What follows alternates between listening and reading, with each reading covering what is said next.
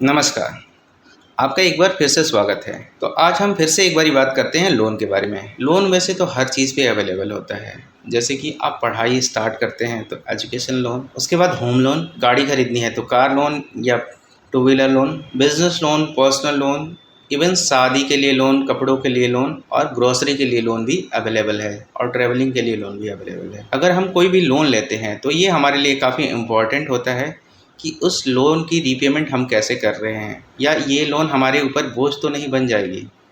इसे हम अच्छे से पे तो कर लेंगे, क्योंकि अच्छे से लोन अगर हम पे कर रहे हैं तो हमारी क्रेडिट हिस्ट्री भी बनी रहती है और फ्यूचर में हमें लोन भी अच्छे से मिल जाता है। अगर हम कोई लोन लेने का प्लान बना रहे हैं तो हमें सबसे पहले ये देख लेना चाहिए कि ये लोन हमारे लिए कितना इम्पोर्टेंट है।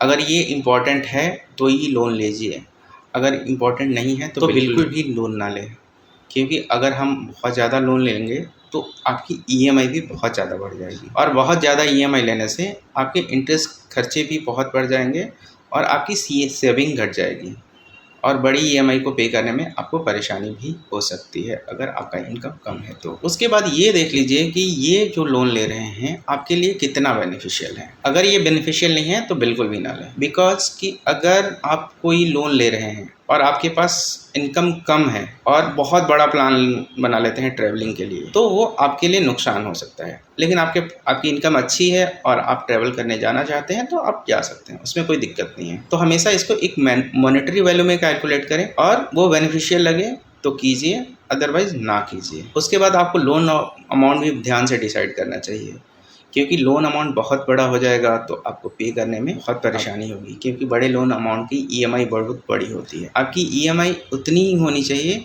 जितनी की आपकी बचत है।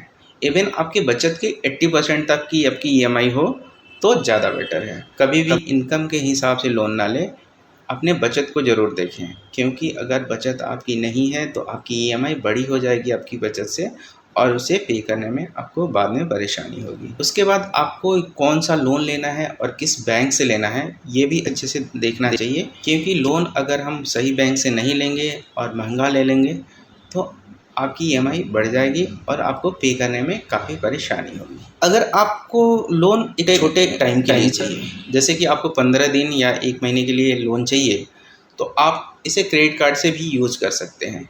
लेकिन अगर आप लंबे टाइम के लिए लोन देख रहे हैं तो आप कभी भी क्रेडिट कार्ड का यूज़ ना करें, क्योंकि क्रेडिट कार्ड का रेट ऑफ इंटरेस्ट काफ़ी महंगा होता है। उसके साथ के साथ ये भी देख लीजिए कि पर्सनल लोन लेते समय किसी भी एप्लीकेशन के थ्रू लोन ना लें। एप्लीकेशन के थ्रू लोन लेने पे इसके ब्याज काफ़ी महंगे होते हैं और ईएमआई काफ़ी बड़ी हो जाएगी, तो कम समय में आपको बहुत ज़्यादा ब्याज पे करना पड़ेगा। अगर आपको काफ़ी लंबे टाइम के लिए एक बड़ा सा लोन चाहिए और आपके पास कोई प्रॉपर्टी अवेलेबल है तो हमेशा मॉर्टगेज लोन ही लीजिए। मॉर्टगेज लोन में आपका रेट ऑफ इंटरेस्ट काफ़ी कम होता है और आपकी ईएमआई काफ़ी छोटी हो जाती है, जिसे आपको पे करने में बहुत ही आसानी होती है। इसके अलावा अगर आप कोई भी लोन ले रहे हैं तो इसके रेट ऑफ इंटरेस्ट को अच्छे से कंपेयर कर लीजिए, क्योंकि हर बैंक का रेट ऑफ इंटरेस्ट अलग अलग होता है। तो कभी भी आप कोशिश कीजिए कि आप कम से कम रेट ऑफ इंटरेस्ट पे लोन लीजिए, ताकि इसे पे करने में आपको काफ़ी आसानी रहे। अगर आपको लगता है कि आपकी इनकम फ्यूचर में काफ़ी बढ़ने वाली है तो आप स्टेप अप ईएमआई का प्रयोग करें। स्टेप अप ईएमआई में आपकी ईएमआई धीरे धीरे बढ़ती जाती है, जिससे आपका इंटरेस्ट कम लगता है और लोन जल्दी ख़त्म हो जाता है। कभी भी आप अगर टॉप अप लोन लेते हैं तो पैरेलल लोन ना लो, उसकी 2 ईएमआई ना बनाएं, हमें एक ही ईएमआई बनवाएं, क्योंकि एक ईएमआई आपकी छोटी हो जाएगी और आप इसे आसानी से पे कर सकते हैं। कभी भी लोन लेते हैं तो इतना ज़्यादा लोन ना लें जिससे आपको पेमेंट करने में परेशानी होती है, या जिस लोन की आपकी ज़रूरत ना हो